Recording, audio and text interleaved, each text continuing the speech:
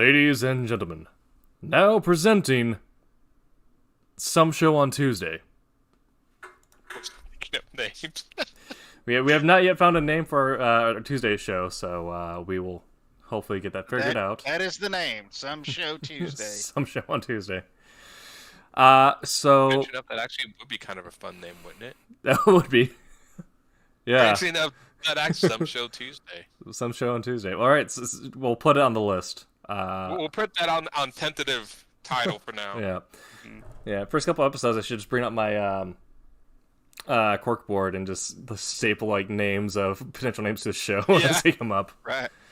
Yeah, and put the votes beside them. Yeah, exactly. So if you are watching this live, or if you come back in and watch the VOD later on through YouTube, Facebook, or Twitch, or even if you listen to the podcast, whenever that gets cut, if we don't have a show by then, if we don't have a show name by then, which, who knows, we may just never have a name, and that just may be the gag. Let us know what you think the name of our new Tuesday show should be. You may be the name generator of our new show. I am the host and producer/seducer of the Tuesday show, Tim TK, also associate editor of Silverline and writer-creator of Wolf Hunter. Joining me today is Aaron Humphrey. We don't have names up there, so you can't see my magical name. Oh wait, Demas 30. Yeah, so that's the name I was born with. Obviously. So. Perfect. All right, and where people might have seen your work, where can people might recognize you from? If anyone at Silverline has read Fire Rush, that is my work. I am working on a new series, Obsoletes, for Silverline, which I am just close enough to being halfway through this first issue. And then I also do Godlians, which you can find on Webtoons on my own. So you can find me on Facebook or whatever. If you watch Silverline enough, you've probably seen me. I mean, I think that's the thing most people say when they turn on Silverline. Like, oh, look at that guy again. So, yeah. All right. And also joining our Tuesday cast is Mr. Quentin Bedwell. Quentin Bedwell. I am currently penciling and inking the third book of Trump's. Places where I'm at, Facebook and DeviantArt. You may have seen my artwork in bathroom stalls across America. So there's also Relic Quest on Game Crafter that's in open beta. You're welcome to purchase it, to check it out. And so yeah, that's I pass it on. Perfect. And I'll be streaming my screen whenever you do it. You want me to go ahead and do that? Yeah, whenever you want to. We'll go ahead and do that. All right. And we are, of course, coming at you a little later than usual because we are the westmost side staffing of Silverline, minus a few who could not make it tonight, but maybe join us in the future. Curtis should be here. Curtis should be here. He's on the West Coast. And Roberta. Yeah, we'll get it figured out. Quentin, are you in the west half of Texas? Yes, I am in West Texas, but not over the timeline. Sure. So okay, so it's 10 o'clock for me right now. But still, western half of the country. So we're on brand. Yeah. Left coast, text coast. Yeah. Is that a name we could? Silverline West Side. Yeah.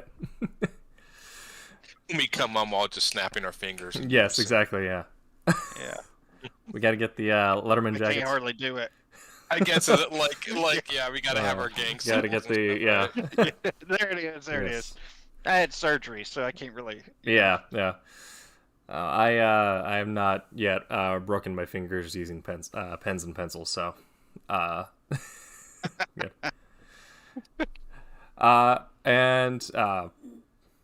We are going to be talking about a couple things tonight, but first, we got to pay some bills, and to do so, we are going to thank our sponsors. At Daytona Beach Comic Con, you can find, or Comic Convention, You can find more information on their website, including exact dates, prices. Order your tickets now. We will have a Silverline booth there involving several of our creators. Haley Martin just announced that she's going to be there, so yeah. Be sure to check out that website and register now to come out and see some of our lovely faces out in Daytona Beach, Florida. I will be there too. I bought my plane ticket to fly down there. Nice. So, and Florida will never be the same after I'm gone. I'm pretty sure.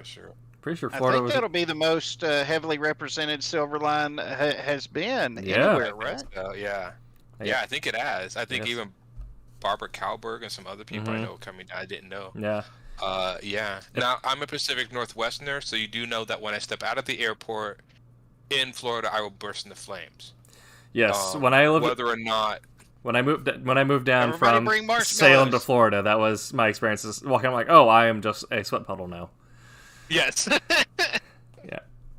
The wall of hot air just kind of punches you the second you leave Orlando International. Yes. Yeah.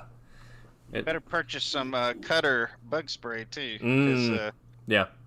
mosquitoes. Yeah. Because we don't have those up. Strangely enough, do we have any sort of bug problems up here in the Northwest? Black widows apparently are densely populated in our area, but in your area, really? yeah. Well, I'm a little more woodsy. Yeah. Okay. Yeah.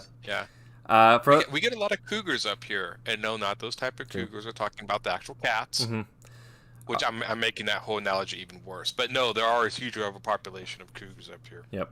We have a decent selection of bears that may just wander across your front yard.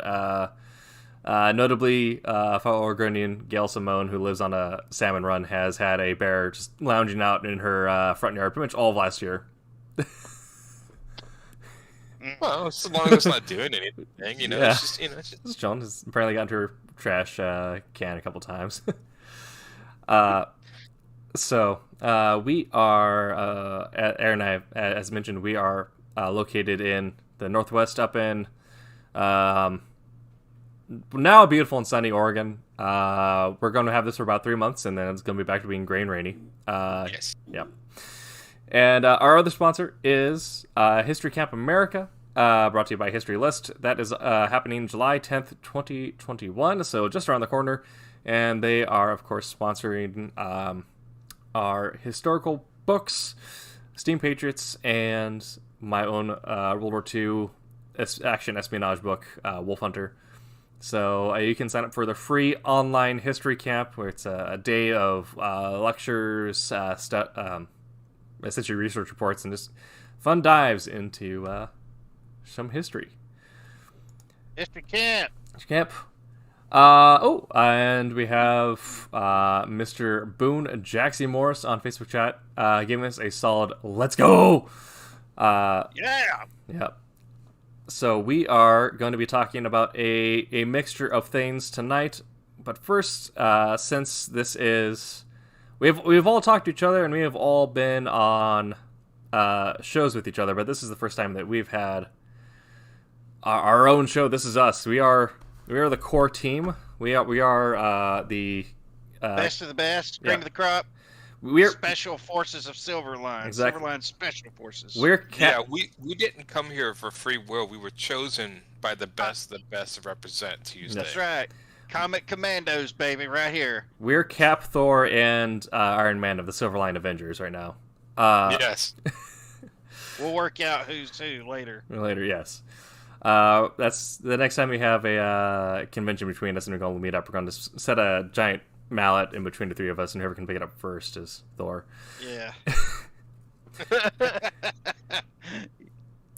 So, as we've talked about a little bit, Quentin and Aaron are, of course, artists doing some wonderful illustrations for our Silverline books. I am a writer.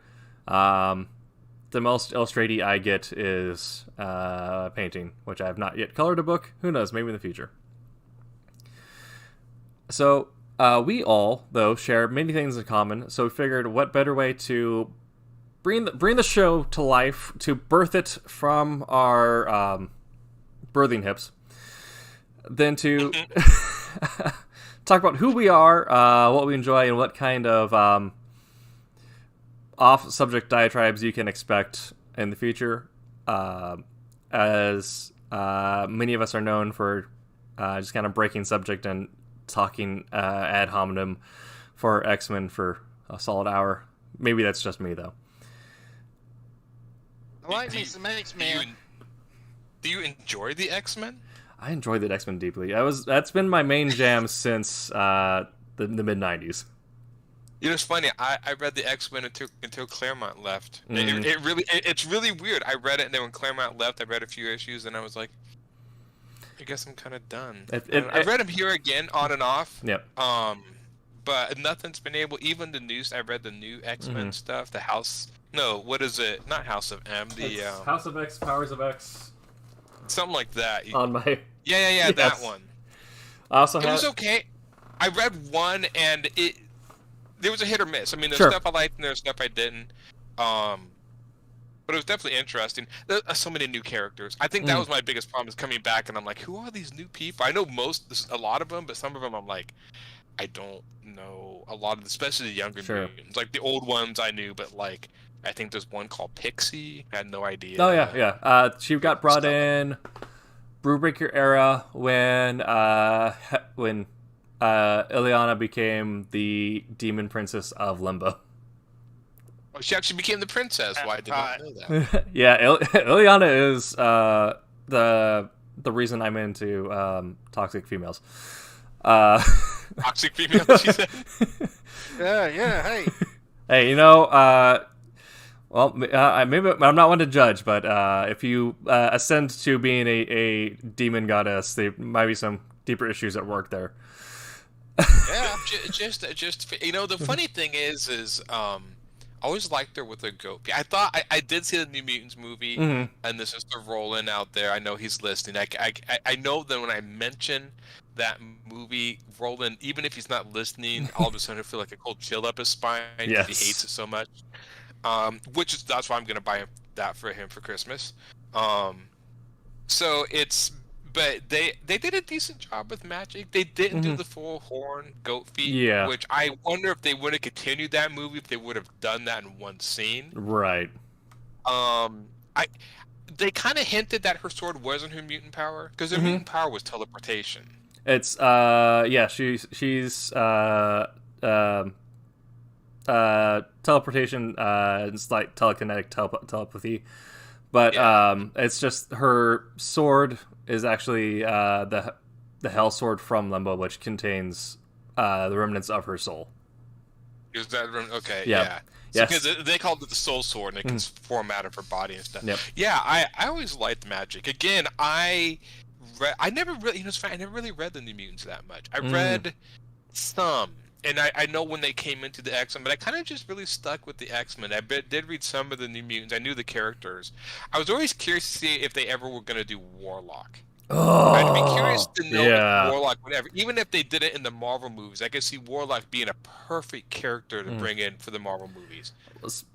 Yes. I'd be curious to see how they do. He's such an interesting character. That one I would like to see on screen. Ilana in full demoness, demon now. I would like to see. Now I'm trying to think of other X-Men I would like to see on screen. How they did. It's funny. I actually Colossus was one of my favorite X-Men, so I'll give the Deadpool movies props for actually doing Colossus right. Oh, they made the Colossus so good. Colossus so good. They really nailed him. I'm like, okay. Yeah. Even though he was kind of the comedy relief, they really nailed that character. I'm like, was that so hard? Right. Royal Airships on YouTube says, a Tuesday show, explain yourselves. Rory, you're in the meetings. Well, maybe if he wasn't a recluse and was on our social media, he would have also got the calendar update. But we are on a Tuesday show now. We are so far unnamed. So if you got an idea for a name, pitch it in the comments. Right now, we got a couple ideas. The Ameriblaze on Twitch says, "Hey fellas." So I believe one of our suggestions for name was Tuesday Nerd Meet. But Thursday. Yep. Yeah, I could do that. Yeah. The There's all nerd kinds. talk. Yeah. Yep. I was almost wondering if we did like Nerd Meet Thunder, if that'd be too much. We could just do, you Yeah, know, nerd. Silverline the best of the best. Mm-hmm. Yeah. Yeah. Yeah. That would be, you know, that way all of them want to come over and hang out in our neck of the woods. Yep. Yeah, it was like I was surprised that more. And Roland said not everyone has responded. So if no one's responded yet, about what day you want, come hang out with us. Yeah. Or no, we'll just hang out together and be the cool kids. Yeah. Especially if you're on the West Coast or near the West Coast. Yeah. It might be down your alley. Yep. So as far as time slot. All right. So we were Jam. we were on a diatribe about X-Men as we want to do, and as we mentioned. I think this group was selected because Roland knew that if he gave us one of our interests, then immediately it just turns into, what if we just talk about this for the next hour and kind of forget the main topic? Yeah, that's usually how we. Yeah. Yeah. Kind of do that. You know, Stranger, I was going to ask a question. Do any of you guys, this is kind of a completely off-topic thing, any of you guys played Gloomhaven? I have wanted to, but I've not yet had a chance to. I have not played it, but I have watched videos on it. Okay, I've got some friends into it. I've been trying to think of, they brought out a kind of another version of the game that's almost like a teach you how to play game. So I've been trying to, I run a board game group every Thursday, but they play a lot of like simple like card games and more fun games. But I'm like you, I like more of like the strategic sort of games. So I've heard a lot of good stuff Tommy. about it. The only thing that I have continually seen negative about it is the setup time. It's Mr. Tommy. Yeah. Mr. Thomas What's going Formonti. on? Thanks for popping in, sir. Let me get some light over there here. you So go. there I am. Boom. Yes. Boom. Hey Tommy, what's up, man? Oh, just wanted to drop in and say hello on the new show. While my wife is in the other room, she said, "You better not get on there." She saw the picture come up. She goes, "Are they doing another stream on a different day? How many streams are they doing?" And I'm like, "I don't know. I'm going to jump on there in a minute and say hello." And so hello. I think this is the only new one. I Yeah. think. Yeah. Yeah, the others got new time slots. Yeah, but it's an An hour earlier. Yep. We're now. She thinks we're on every day. So Well, yeah, we're now That's on really the 8th. funny because that was my wife as well.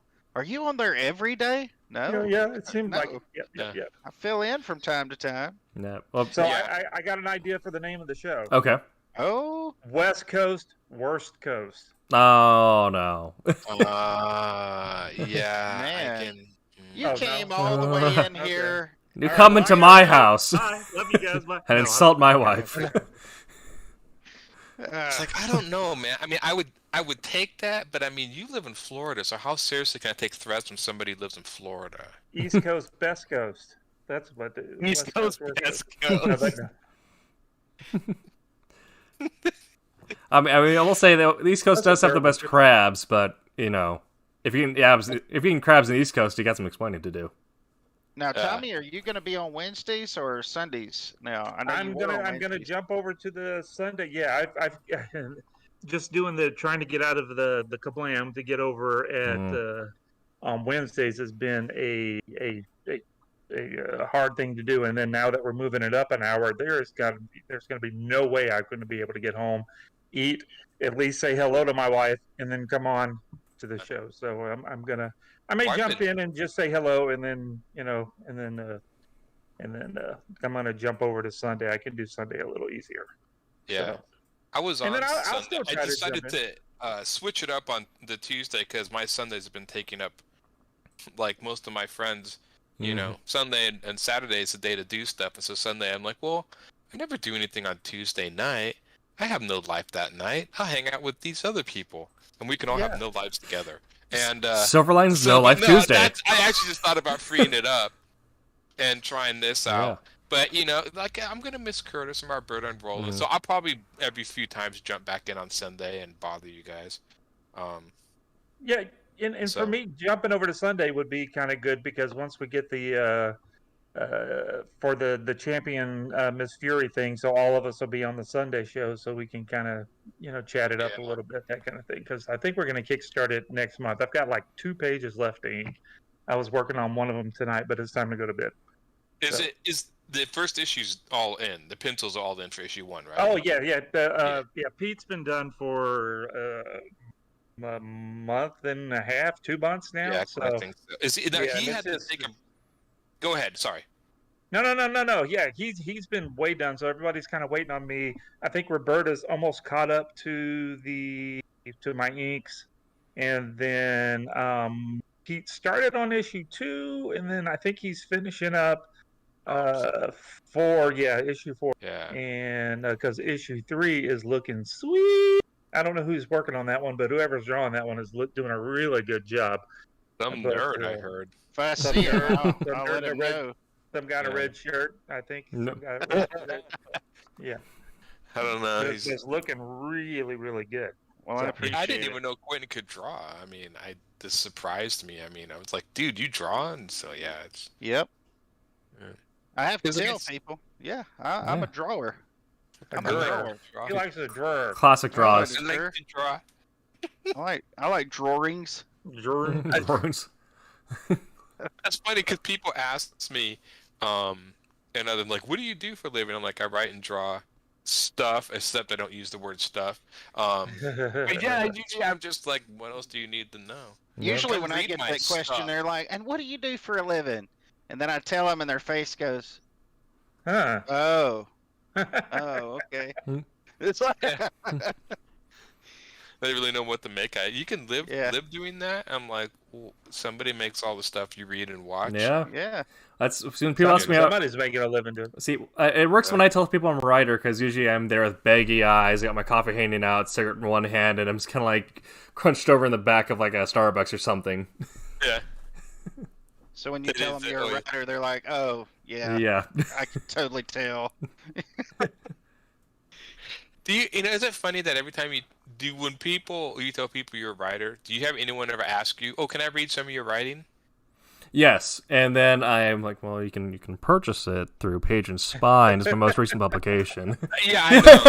And they're like, yeah, okay, no, I don't want to read. It's like in order for me to make money off this, you have to give me money to do it.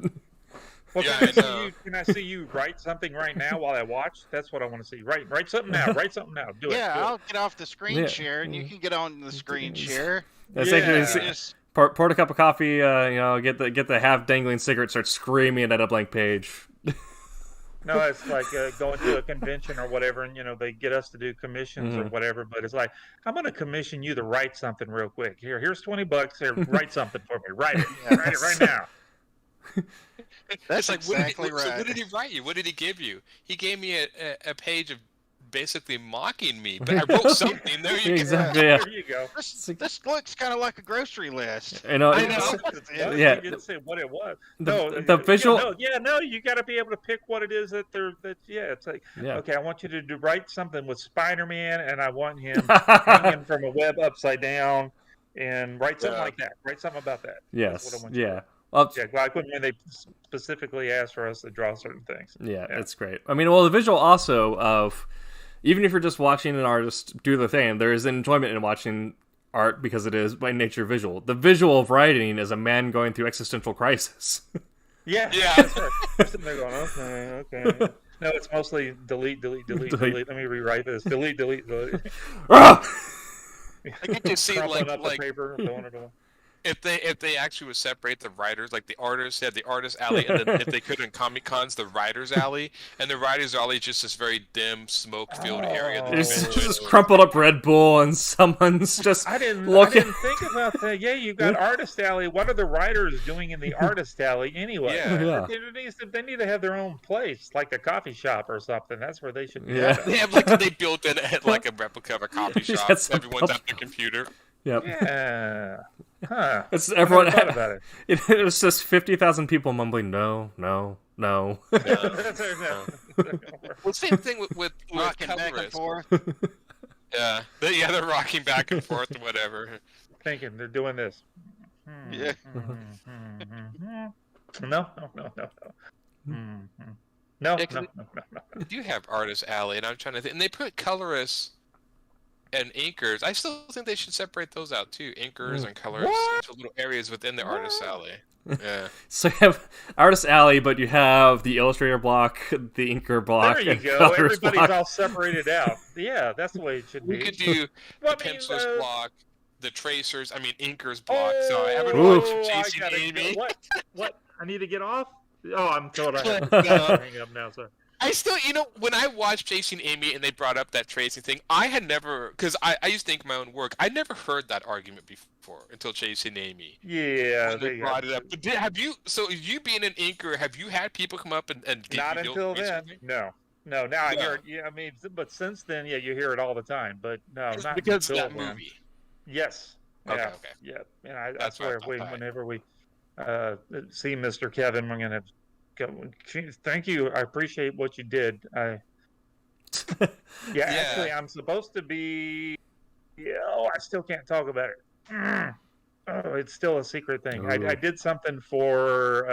I colored something for a claim. As soon as they let me tell you about it, I'll show Ooh. y'all. But it has Yeah, something to do with Kevin. Kevin's got something to do with it, and so I'm supposed to do a podcast with them. And as soon as I get on there, I'm going to bring that up. Well, it sounds like it must be very interesting. Thanks for bringing it up, not saying Yeah. anything. Yeah, Oh, well, I really? started to, and then I realized I was going to get in trouble. So can you delete that, Tim? Tim, cut that out. Sure. Well, yeah. Let's give the Men in 50-second delay. the Men in Black I'm the thing. one that.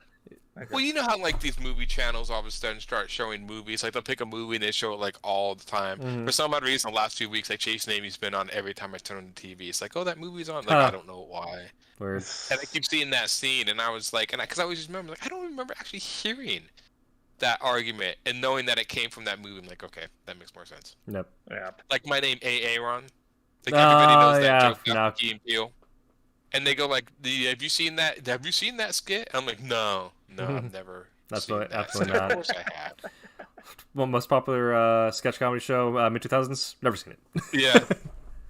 Yeah, no, never. And so I even had guys, I remember who, like, I was talking to somebody, like, for medical, like, making a medical appointment or something, and he's like, hey, Ron, I started going into the joke. I'm like, seriously, dude? Oh my. He's like, you think that's, and I'm just like, alright. Like, does it annoy you? I'm like, I don't know if they find it humorous, I guess. I like humor, but it really can change people's perception or perspective on stuff that, sometimes is not so great.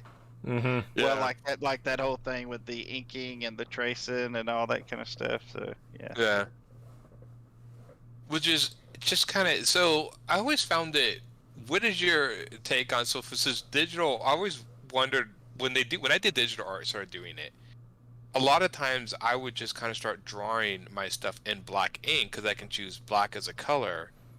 And so it seemed like a lot of people, could you combine artists and ink? Because it seemed like I've seen some people do sketches and pencils in a computer, then the ink over the top of it. I think there's an art form in both of those. It was always weird because I actually thought that digital technology would kill inking in that stage because you can go straight into finished work. But I think there's enough of a skill to an inker that is still something lost with a penciler doing the final pencils. There's somebody wearing a red shirt here that's on the show tonight. Yeah. That if we were to go into why I'm not actually inking issue 3 of Trump's was mainly because when I was supposed to, or that was what we were going to do, and then when we saw how the pencils were coming out, I'm like, just tell him to put about 5 more minutes on that page and let's do it. That's done. That page is done. Yeah. Because you were doing such a wonderful job with your pencils. I'm like, oh, they're almost inked already. Let's go with it. And so like what you're saying there, yeah, some pencilers draw so detailed. It's a lot easier to do that now. It sure is. And yeah, like when I'm doing my own pencils for my own books and stuff, I just scribble scratch and then I just ink it, so I'm doing it, and that's what say though that an inker that is familiar with the inks is 10 times better inking digitally than a person that does not have experience inking. It just looks better. It still looks better. To have it just like colors, same way. Somebody who's been doing it and really familiar with it. Like I see some of Roberta's stuff, and I just love it. And I do all of my own stuff. Like I can ink and color and all that, but I can't do it like Tommy could ink it, and I can't color it like like Roberta could ink it. Color it. So yeah. Well, Quentin, you're what I was looking at when we were talking. You and I had that conversation at the beginning. It was good. I mean, there was no reason for me to do anything. It's like it's fabulous. It'll be perfect. And I think I'm supposed to ink Pete on the 4th issue, so we'll finish it off. So I'll have something to do with that, the ending of it there. So, but no, I'm more than happy with what and I didn't feel bad one bit at all. I just thought it looked great, and I'm like, yeah, let's just do that. Why, let me concentrate on doing this other stuff, and so, but it was perfect. You did. You've got so many hats, man. I don't know how you do it. I don't either. Meanwhile, on the YouTube chat, Roland has said it's the first episode of Wild West Silverline. So that's another suggestion for the name. We'll put that on the corkboard. Wild West. But let's see who wins the new car. Yeah, but it's been about 35 minutes, and so far we have talked about X-Men, board games, some movie stuff, and inking. So I think Diatribe Tuesday is working perfectly. Yep. Diatribe Tuesday. So what is the new movie? I know there was a trailer for Suicide Squad 2. I didn't watch the third trailer because I'd already seen the first two, so I'd assumed I'm not going to be surprised that much with the third one. Yeah. I mean, I'm there just to watch Peacemaker because Peacemaker. Yeah, I don't really know. I mean, I never really read that much of Suicide Squad, and it doesn't. I don't know if this movie follows the second movie, or they just two separate things. I think it's gonna be roughly following on the heel steps of the first movie, but it's gonna be kind of its own thing. Okay, so yeah, that actually sounds. Yeah, I didn't see. Some other movie I saw. I think there was one called Tomorrow Wars. Looked kind of interesting. No, the Amazon one. Is that an Amazon one? I believe so, with Chris Pratt. Yeah. The way he's going into the future, it looked kind of interesting. Yeah, I don't know. I haven't really seen many. I tried to watch Tenet, and I'm so sorry for all the Tenet fans out there, but about 45 minutes into it, I looked at my friend, and I'm like, I just don't really care what's going on, so I'm just going to stop watching it. And I like Christopher Nolan movies, but I was like, I just didn't care. That seemed to be a consensus with Tenet, was that it was like, oh, this is interesting. Is it going to execute on it? No. Yeah. So I tried. What other movie we watched? That I did watch New Mutants, and I thought that was okay. That's when I say that on air. That's when Roland bursts into flames. Yes. So I thought it was good for something. It was like an okay movie, but it was a fun mutant movie, but it wasn't. Yeah, there was not much to it. It was kind of interesting to see the other. My thing is this is not how I wanted them to appear on the movie screen. Right. I mean, because usually you got one chance with people, and their idea of these characters, because they're seeing them for the first time because they watch movies and they don't read comics. Their first impression is going to be that, and it is so far removed from what I think is a missed opportunity. Yeah. That's just me. It was a good movie all on its own, but I think for me, Sam Guthrie is probably the biggest disappointment. I like the actor, but it didn't jive. It didn't jive. Yeah. What do you guys think? So the next logical question. Sorry, I have a cat rotating around my chair. So if I'm looking down, that's what I'm looking at. See, I got some peak strategy here. You can't see it, but I do have a box with a blanket just to the side. So the cat finds me and like, no, actually I want to go here. Perfect. So what do you guys think about them bringing the X-Men into the Marvel Universe? Do you think the only reason I say this because when I read the X-Men, the Marvel Universe and the X-Men always seem kind of two different tones. Mm-hmm. The X-Men seem to be a little more science fiction serious. The Marvel Universe, maybe not as much. Yeah. Are you okay with Spider-Man being part of the Avenger-verse? I guess you might want to call it that, since it's Yeah. Mm-hmm. and Ant-Man and all that kind of stuff. I think it'd be fine. I think the Yeah. movies seem to be a thing. Right. They're following the characters and the stories. Okay, I guess I would. I kind of want to see them in all together. Now, the problem is we got to figure out what they're going to do with Fantastic Four, because God, it's been a fantastic crap show.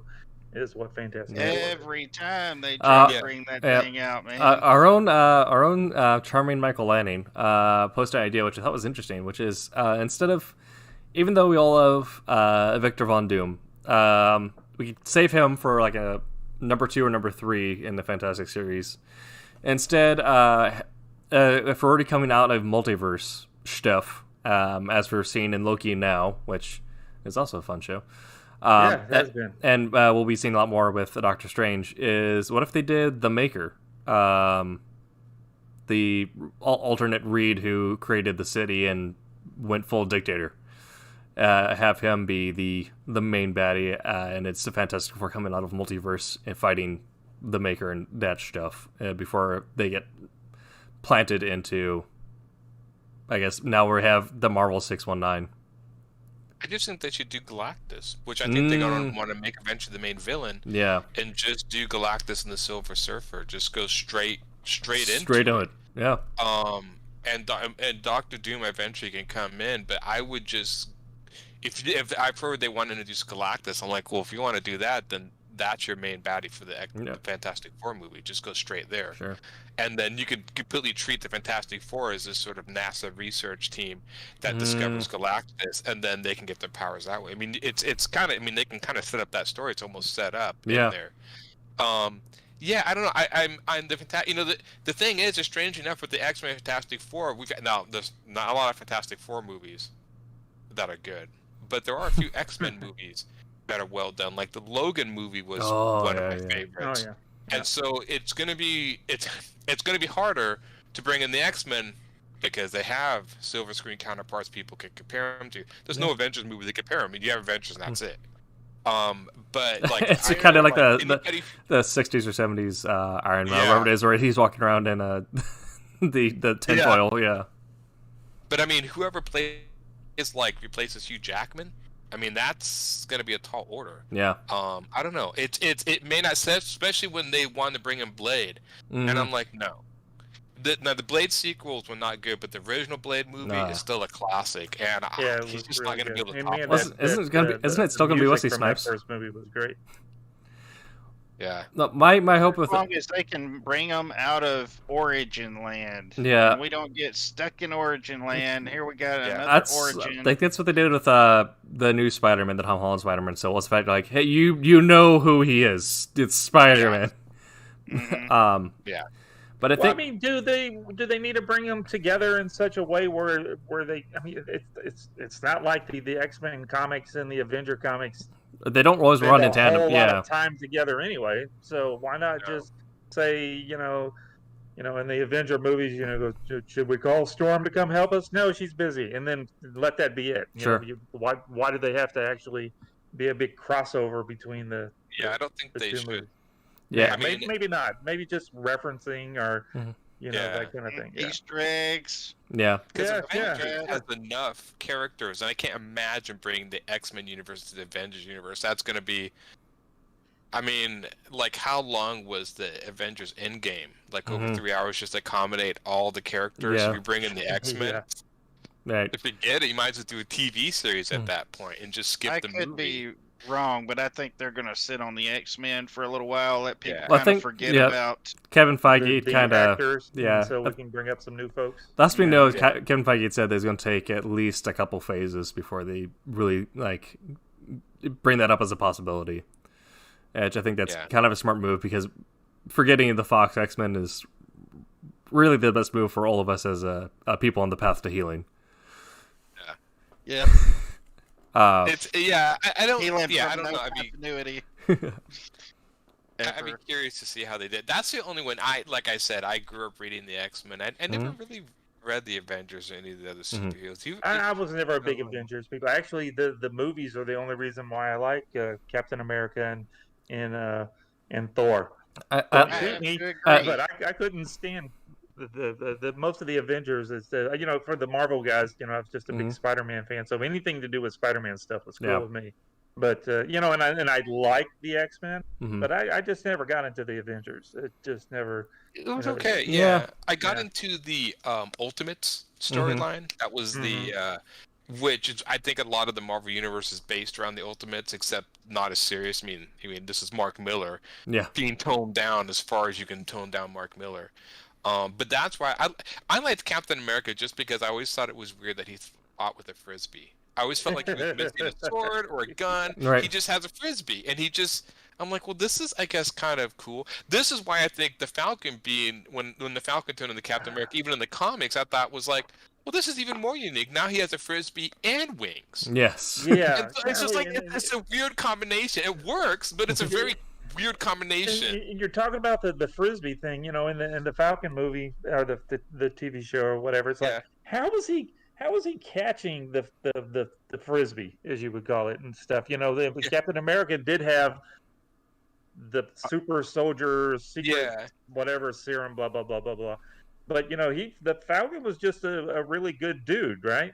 So how was he able to do all that catching and very strong wrist supports? Because the first time it bounced off the tree, and how did it not knock the tree down when it would, basically collapse buildings when he threw it into buildings half the time? But it bounced off the tree. As soon as it hit his arm, it would just rip his body right in half. But he caught it. Not only really that, strong. but since Captain America was super strong, he could throw the shield within that force to cause harm. But if you're a regular guy throwing a frisbee, the guy's like, "Ow, stop That's it!" true, too. I mean, it's really gonna make a big And difference. that's what I always question is like he would throw it and it would knock some guy off his feet, like make him jump back, and then he would catch it. It's like, come on. That's a little weird. There was But you're right. But now he's got a frisbee and wings. Yes. That's cooler. That's Well, way cooler. we have several centuries of the Australian Aborigines fighting with boomerang. So I don't know. Boomerang, Maybe the mechanics are similar. Yeah, he was such a weird character. I never got, and when Iron Man came out, I never got into Iron Man because, like Tim, I grew up and I got into Appleseed, and I'm like, well, why do I need Iron Man? I mean, look at the mechs in Appleseed and Robotech. I don't need Iron Man. That's stupid. So that's why I never got into that.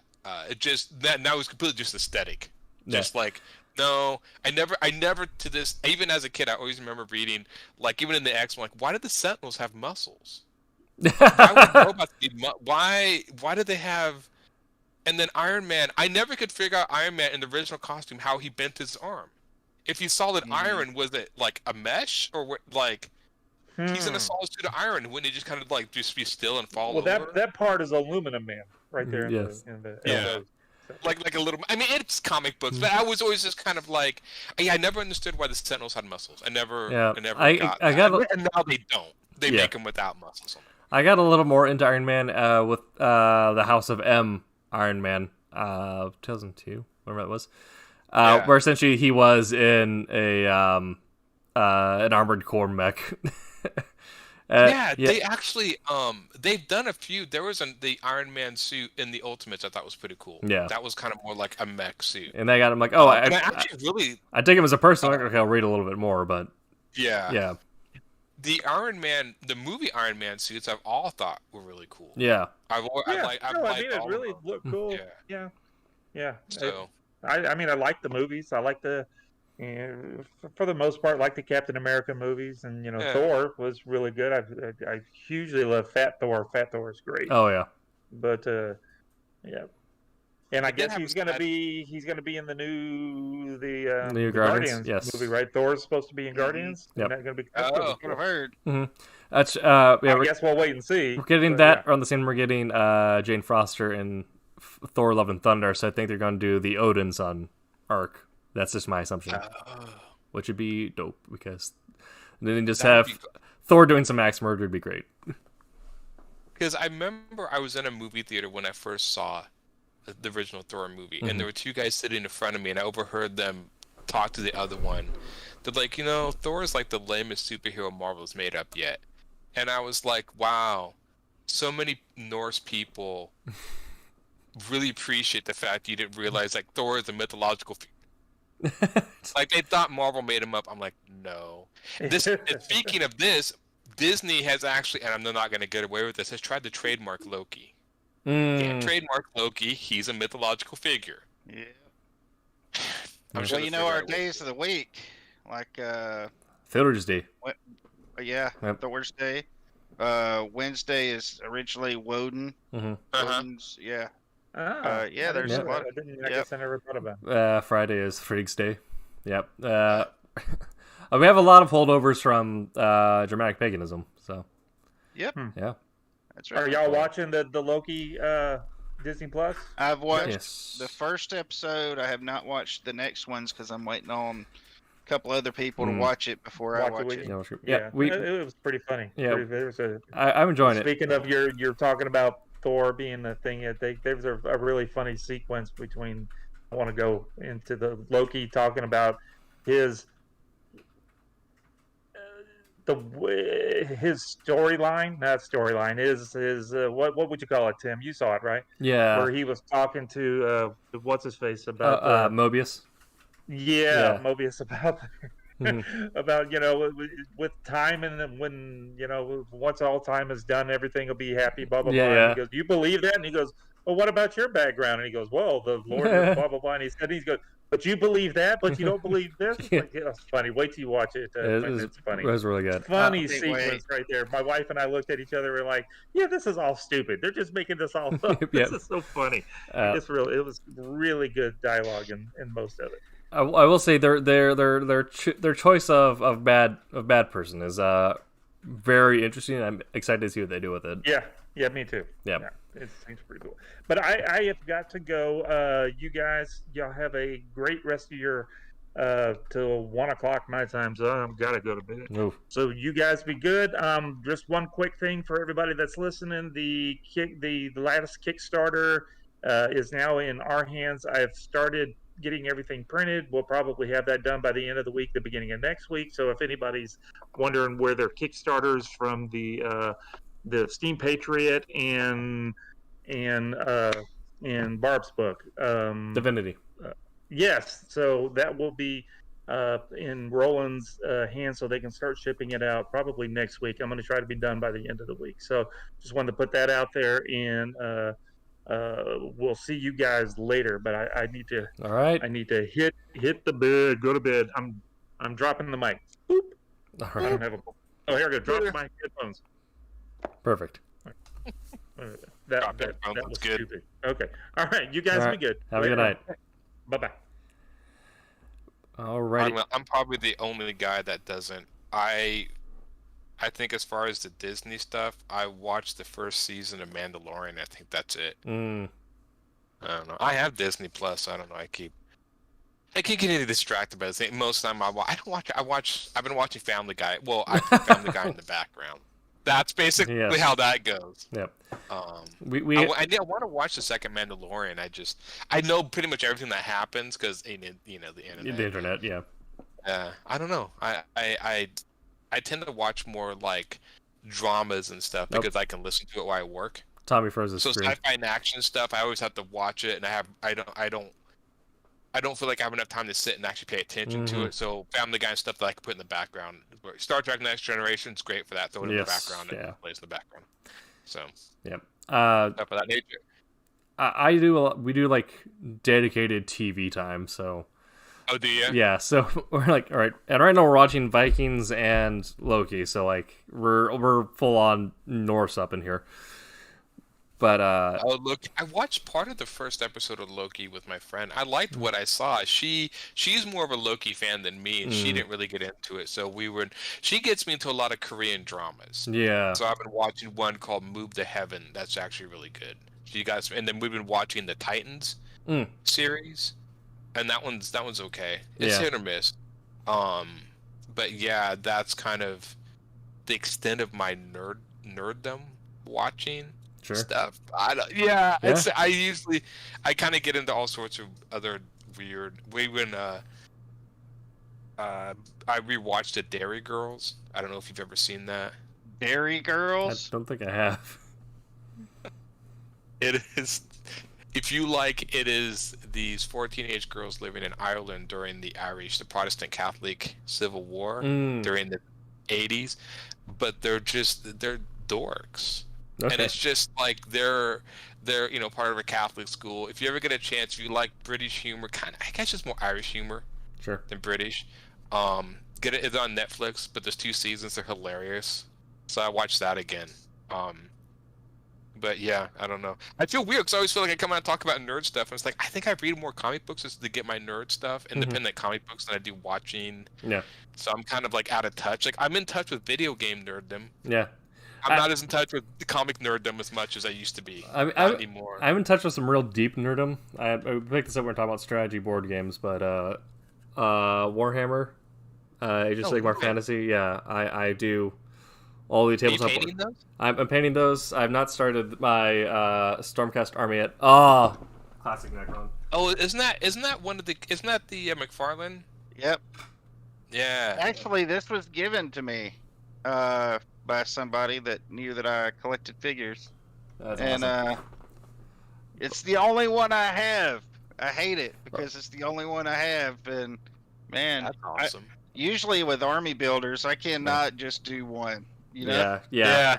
I'm But at $20 a pop, I can do one. Yeah. Is that Conan? That was like a Conan type figure. This is a Gaul from Warlords SPQR. So I'm doing a bunch of barbarians.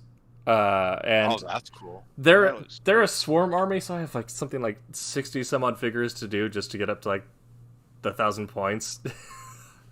So let me ask you about your technique. Do you do the wash at the end, or do you like to start out with dark gray or black and then do the dry brush on them? So I do kind of technique. I do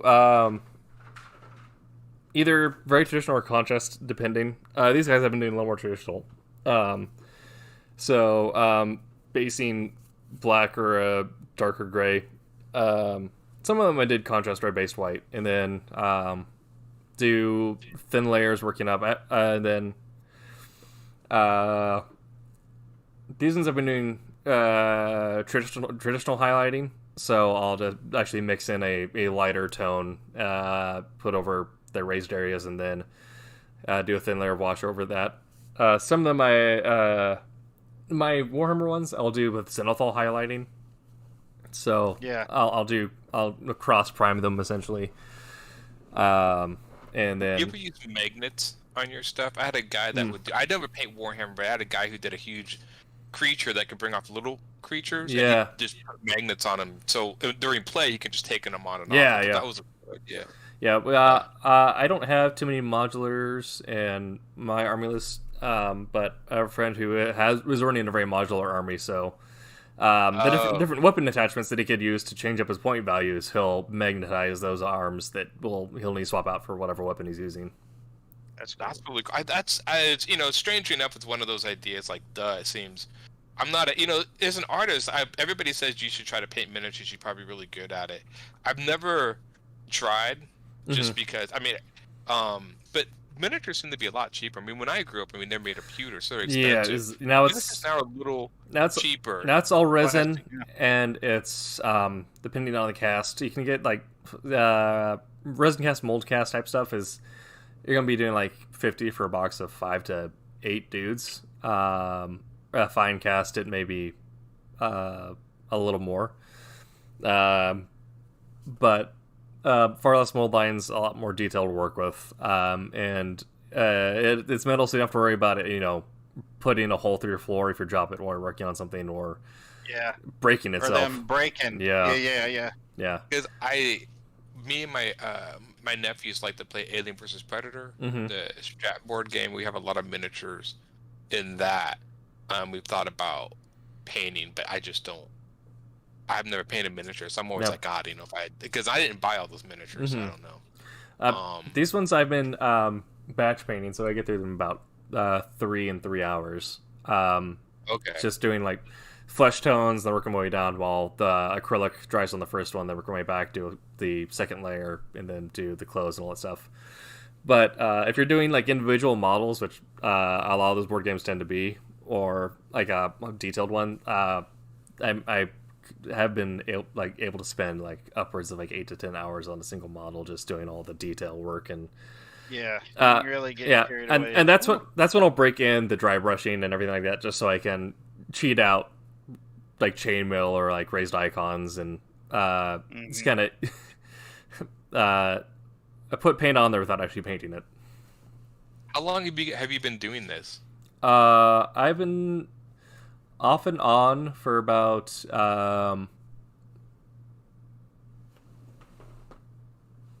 4 years now.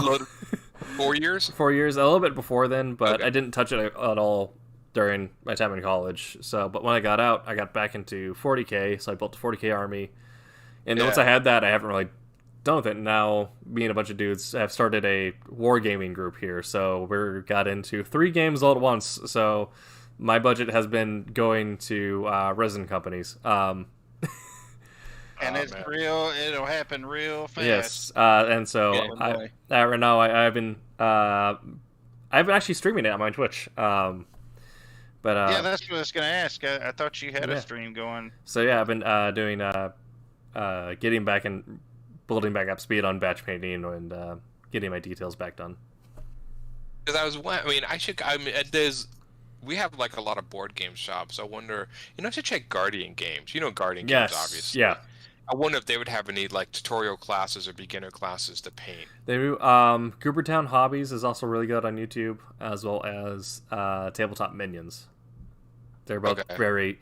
Miniac is and Squidmore is like once you get more into like the upper end of using like airbrushes and doing like contrast paints and things. Contrast paints are supposed to be they're the beginner paint they're supposed to be, and that it's supposed to be one thick coat and then it naturally highlights itself. I like them better almost like a wash because if you water it down, then it's opaque, or not opaque, but it's it has a really wide range from opaque to translucent. So Okay. it'll naturally kind of create a shading if you just water it down and put it over a good base coat. Because I was just like, so do you ever? I mean, you pretty much played like actual miniature, like tabletop games, not so much the miniature board games. But more like, because 4K Hammer is more of like a miniature combat. It's miniature combat, and then there are some that use. There's some variations of it that you can do, like Warhammer Quest or Blackstone Fortress. We'll use Warhammer minis in like a tabletop room. This is like how I got the shading on his chest and stuff. That was a Okay, I see it. contrast paint over a base coat. Cool. Yeah, the lighting makes things look a little weird, but you can see how Do you like ever it put pulls over. sand or dirt on the base? 'Cause I've seen people Yes, do that yeah. before. These ones I'm not basing them until I actually get all friggin' 60 of them done. Until I get all of them done, but yeah, you can get different things. So like I have a earth tone to use on my Macedonians before I put like grass on it, and my Gauls I'm going to put a it's kind of like a snowy powdery type thing that might be overexposed from my light, but Yeah. But you actually get like you can get technical paints, which are textured paints. That'd be the same as like a metallic, where someone would actually put metal into their paint to create like a fiber type when they're actually painting on canvas. But technicals just have different consistencies to create different textures with it. Oh, that sounds cool. Yeah, I never got there. It always looked really cool, and I loved going in the game stores and looking at people who would sell painted armies and put them in the showcase. Yeah. And you can look at them, and it's like some of those things are just amazing looking. And but yeah, like building the army. I can't remember. I had a coworker, and now I can't remember his name. Andrew. His name was Andrew, but he played 40K, and he brought in. He used to paint. I don't know if he does anymore, but he used to do tournaments and stuff. And but you really have to have like room. It's such. I mean, like board games are easy. You ever sometimes like a countertop, but man, those you kind of have to have like a dedicated room to keep those things set up or whatever. Yeah. This is my half wall of shame, which is boxes I'm still working through, and then army storage on top, and it's slowly spreading out. Yeah. And then I have another cupboard all the way over there. Man, I just usually collect figures. I don't paint any figures. I usually collect the robot figures. Like I think the ones I have like I got 2 alpha. I collect a lot of the old Robotech. There's a Yeah. company that's doing old well, I can see if I can even bring up the camera. I don't know if they even do it, but I do have there's an alpha Yes. connected with the beta, and then over there are the 2 other alphas, and then I have Tron and stuff. So I do like, and the fact that I have an alpha connected with the beta is like, yay, it comes to the stand and everything. But I'm like very old school Robotech, so I try to hunt them down. I like some of the newer stuff, but yeah. And this they're such expensive figures, so everyone's in a great mood. It's taking time to find something from like Gundam Seed that I have to pick it up. I got into doing Gundam models a little bit here and there, and I started watching Gundam, the professional modelers who custom. That's some of that stuff's crazy. Like they'll build extra armor and stuff, and it's like, wow. I thought about, like, again, it's like I spend so much of my time drawing that I'm always afraid, like, man, if I get into another hobby, can I really afford to do that right now? I don't. I have a huge box. It's like a tool, separated out box. And it's full of Reaper bones. And none of them are painted. And it's big too. And I've got each little tray filled up. Dwarves, goblins. We use them when we play Relic Quest. The Relic Quest comes with little the little standees. But but I went ahead and invested in some really cool Reaper bones. I've got a few of the what's the Pathfinder ones? Got quite a few of those. I went with those for the elves because they just look so awesome. The detail on them is just immaculate. So, but yeah, and I asked the guy, how much he'd charge me, and he's like, "Oh, I'll charge about $30 an hour." I was like, well, they'll stay gray. Yep. They'll stay just like they are. That's I have a couple friends that I've actually gotten into doing commission army painting, and there are a lot of people who just want to get to the board, and they don't necessarily participate in the hobby part of the hobby. They just do the gameplay, and if they're committed enough, they will shell out for it. That is the thing about Warhammer, is it's not just the actual game, but all the stuff around it is so awesome. And it is an investment, but it's an investment that you can get a return on. I have a friend of mine who he had 4 different armies, and he went and took his I think he had orcs. He ended up selling back to a store, and another one that he sold back to a store. I can't remember which one it was, but he got quite a bit of money and was able to do, store credit and stuff with those. Yeah. I mean, I was talking to someone earlier, but it's anything you can invest, it's a skill to develop. If it's gonna it's gonna better you in the long run, and so I mean, honestly, getting back into painting, like, what if I were to do some research into coloring? What would that look like for me? But I'm kind of thankful that like a year or two ago, I I injured my back training for competitive deadlift because I've had to pull back from my gym time. So now it's I've been spending more time writing, and when I'm not doing that, I'm usually painting. And then I have to schedule Warhammer or Total War campaigns around my vacation from work. Yeah, I used to be a lifter of the weights, but yeah, I that's what put me out, is I got hurt as well. Mm-hmm. And yeah, so my deadlift is now 500. I have also slipped 2 discs and cannot bring this to a meet. Perfect.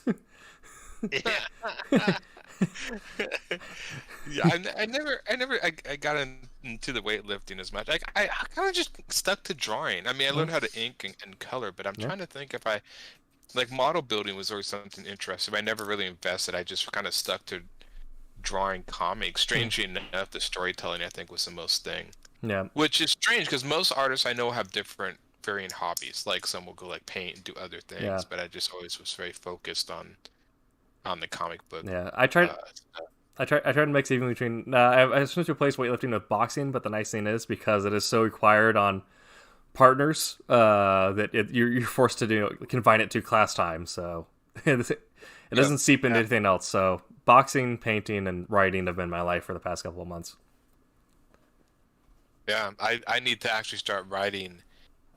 I'm redoing a comic. So my Godliest comic I did years ago, I finished it. I've been redoing it because it didn't turn out the way I wanted. And it was one of these things that kind of nagged me. I don't know if you guys have any stories like this. Yep. Like I finished it, but people had trouble seeing the artwork. They couldn't figure out what was going on. I wasn't artistically there yet, and it kept bothering me.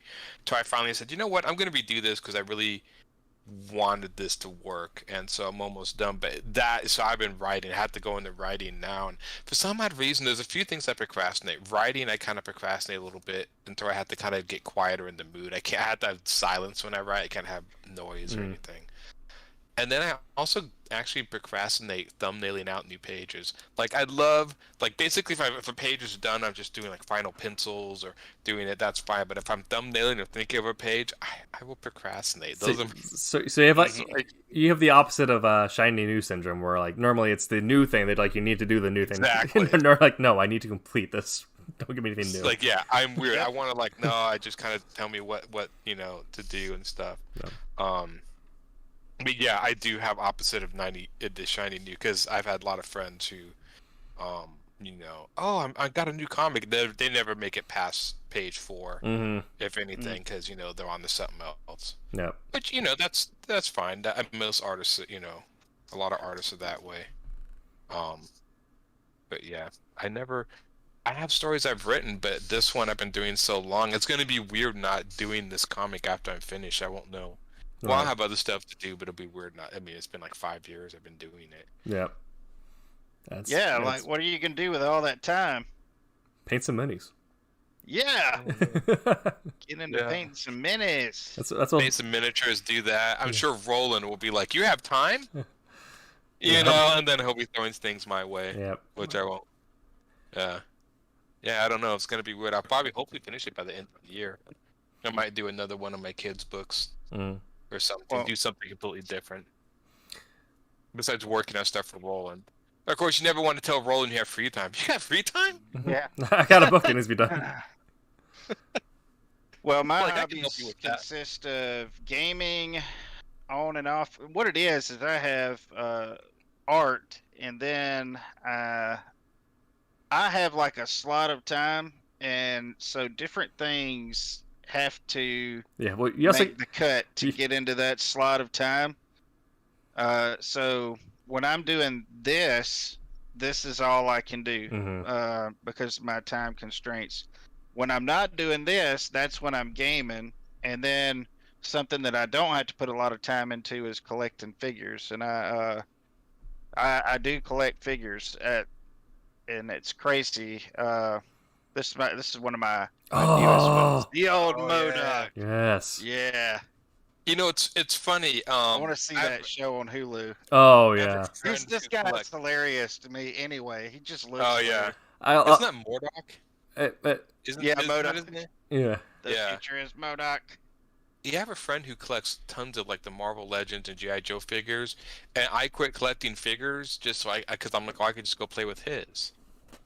Yeah. So I'm just like, instead of me like buying figures, I'm like, I'll just, I never get. Did you ever get into Pop Toys a lot, or is that just only the few ones you own? I have a few ones. I have a bunch of Star Wars ones, the World of Warcraft ones, and of course I got the full Blade Runner collection because Blade Runner is my favorite like movie, bar none.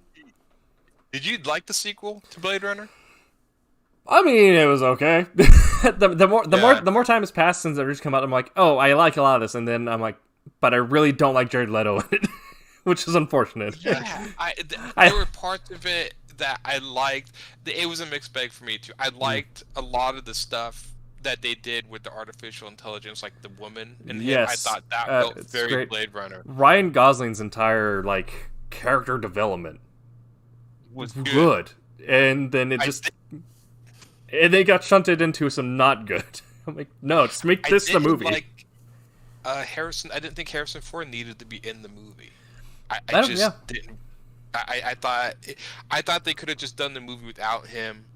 And the Jared Leto character was a little weird. There was some stuff that they spent too much time calling back. A lot of this stuff with Ryan Gosling just doing his Blade Runner stuff when they got such, a lot of that was cool. But then there was a lot of stuff that I felt like, he should have just kind of stuck with. Yeah. Like made Blade Runner. Don't recall the first one. Just make a new chapter, like a new Blade Runner doing a new thing. Yep. And it was a hit or miss. There was some stuff I liked about it, and some stuff that I'm like, I mean, the original, movie was such a classic movie. The fact that they even attempted to make a sequel to it, for sure, ballsy. Yeah, well, they're remaking Highlander, which I'm like, What, really? Yes. Yeah. I think it's gonna be Henry Cavill. Yeah. Yes. Which Henry Cavill's enough of a nerd that I'm interested. That's cool. All right, I'll show up for that. Yeah. But Cavill, I think. He knows what nerds want, being a person who raised on like the Dragonlance books and comics himself. Yeah. His favorite hobby is Warhammer Fantasy and now Age of Sigmar. So Yeah, he plays some WoW too. Yep. Yeah. My two favorite stories is the fact that he nearly missed the audition to be Superman because he was stuck in a WoW raid, and he did not want to pick up his phone. So until his manager blew him up and texted him enough that he had get off voice chat and oh crap. And another one is during the filming of Superman. Anytime he wasn't on set, he brought a gaming laptop into his trailer and was playing Total War Warhammer. I'm like, oh, he's one of us. He's for sure one of us. He's no, I don't. Oh yeah, yeah. He's he builds his own computers. Yeah, I can see him. He's not afraid to say it either. Yeah. That's what I like about him. And Yeah. with a person like that, I feel they're a fan and they respect the material that they're representing. Yeah. And a lot of these guys, they're not even fans. They say they are, but they're not even fans of what they're doing. And I don't really care much about stuff I'm not really into. Like Blade Runner, I kind of liked the first one okay, but it just really wasn't a big deal to me. So whenever stuff came out about the second one not being, it didn't really bother me. But you do that to Star Wars or something now, or Star Trek. Oh my goodness, dude, don't mess with those. I think the only ones that I really like movies that I'm like, no. Well, I mean, they brought out the Appleseed movies, which I'm still I like some of the Appleseed movies. I did not like the fact the second one they gave to John Woo. I'm like, I like John Woo. I do not like Appleseed John Woo. That was not good. The third Appleseed movie was okay. But again, there are some. The Matrix. I'm a big fan of the Matrix films. I'm curious to see the fourth one. I think they should just leave it alone. But I'll see what they do.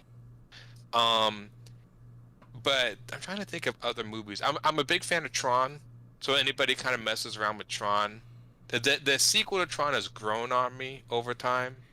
For me, the sequel to Tron is just the soundtrack. It's still hard for me to go back and watch the movie, but the Daft Punk doing the score was.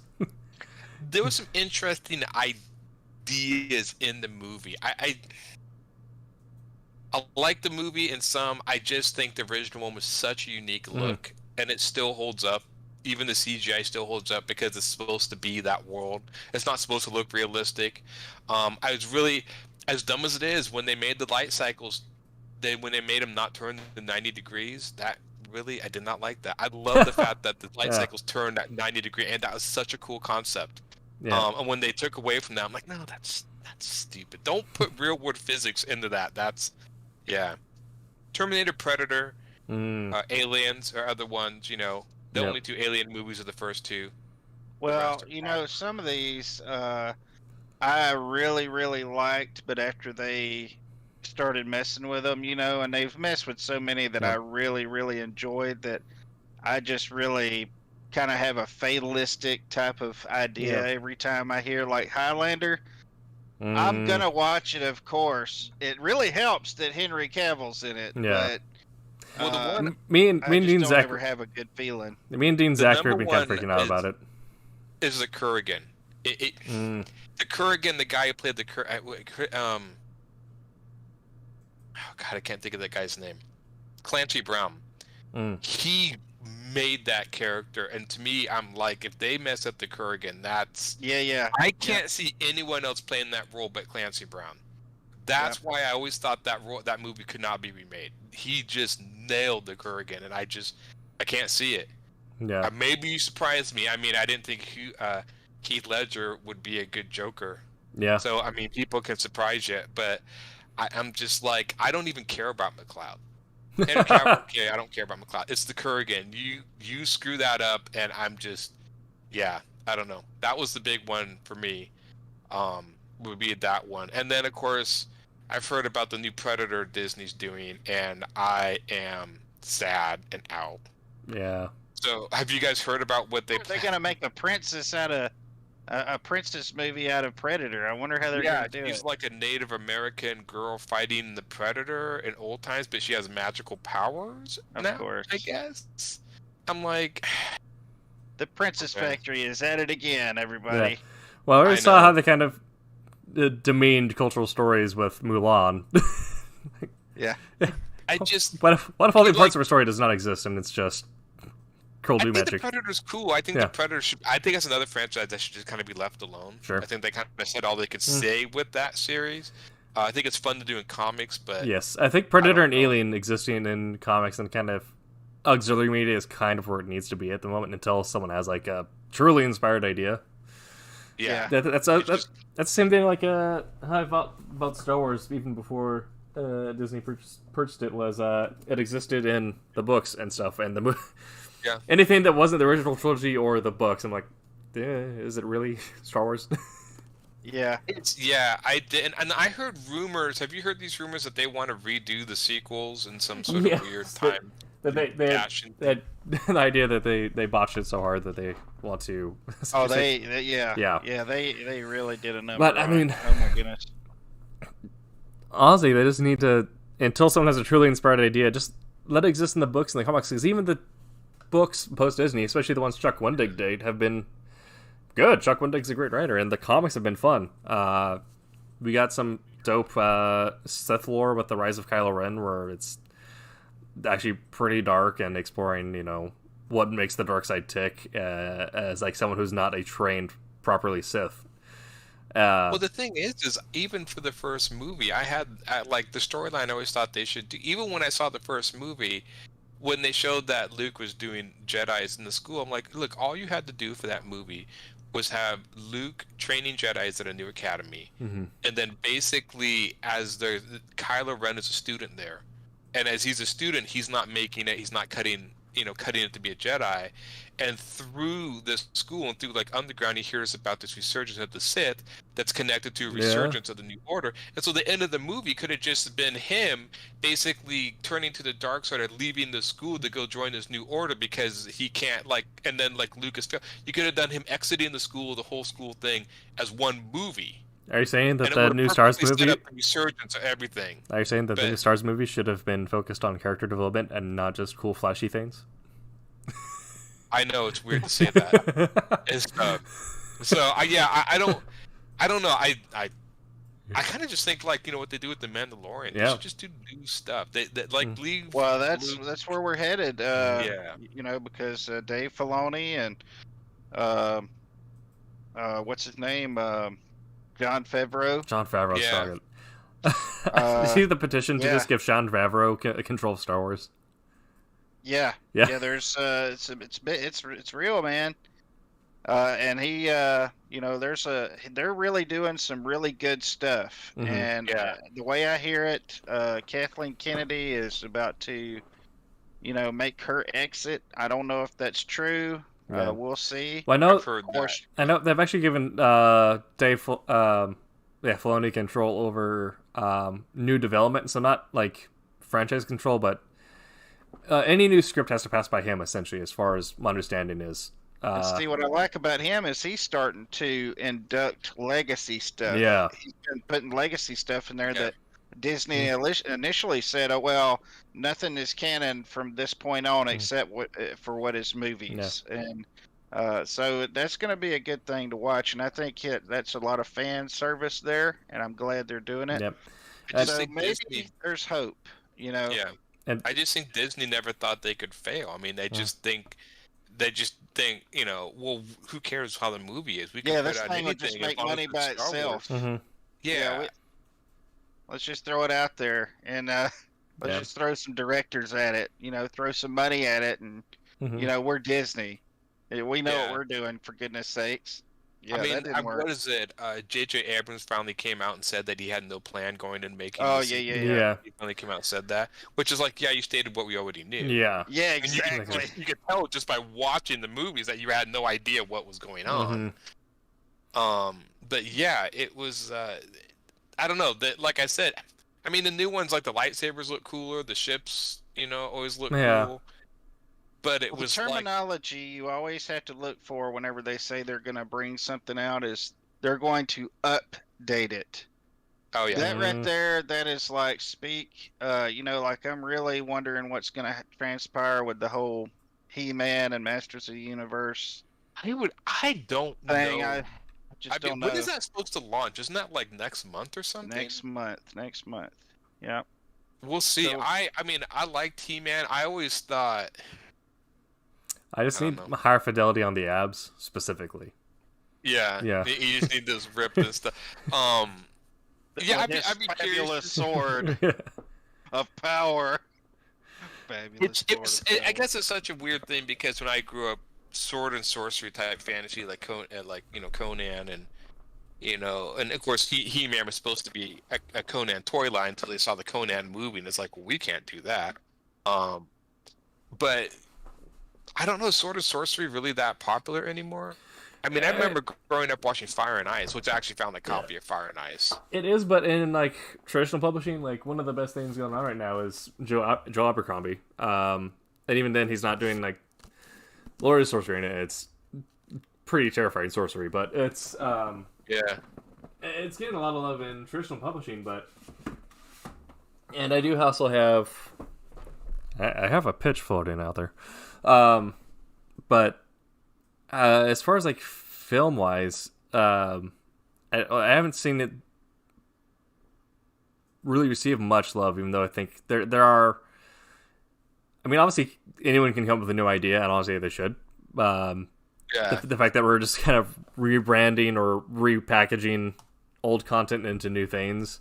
I mean, it's great when you get something we love and it works well, but otherwise, it's not getting something like New Mutants. We're like, they could have done better, or something truly disappointing. But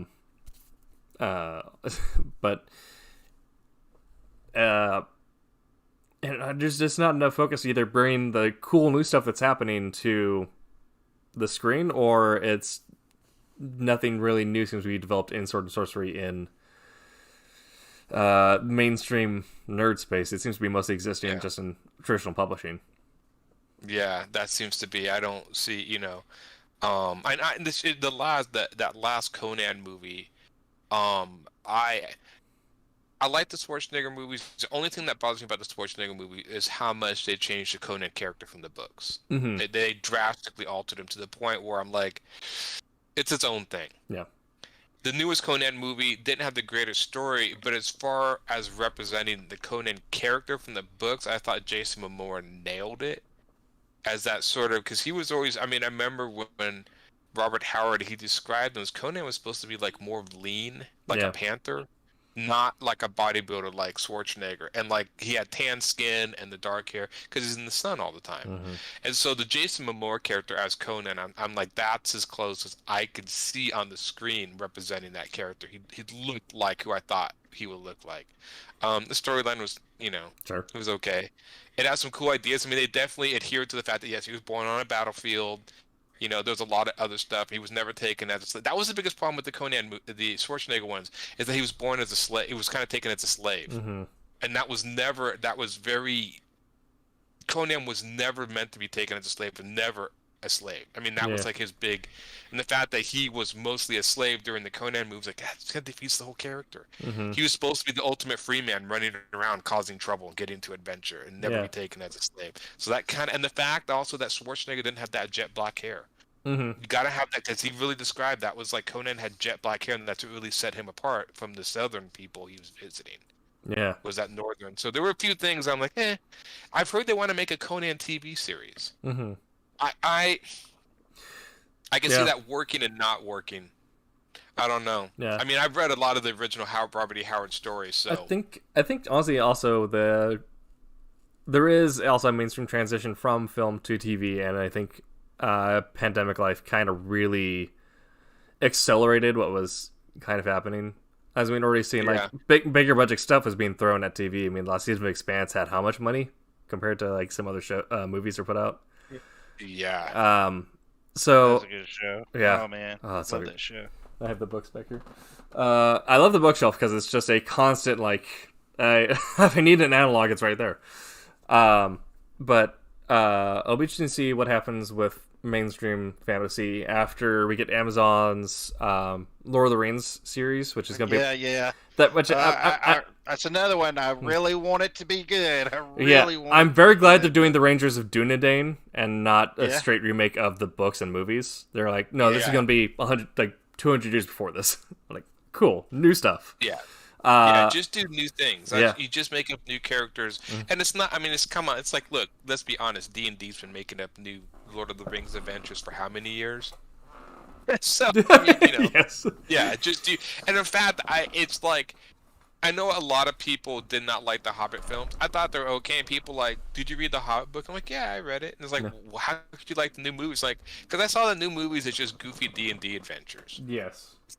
I looked at them as that. Like, I didn't find them as anything much else beyond that. The analogs are unending. Yeah, it was. They were fun and they were goofy, but it as far as like the Tolkien feel, it didn't have that same mouthfeel.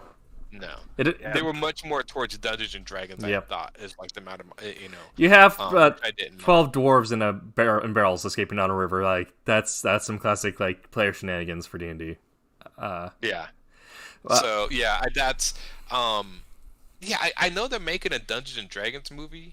Yes, will be interesting since the last couple movies were interesting. A little B. It's one of these things. Like, what's so funny is D&D is really open to do. I mean, you can do anything you want as long as you play within the world. And how do you continuously mess up something that you could literally just make up any character? You just do whatever you want. Too much freedom?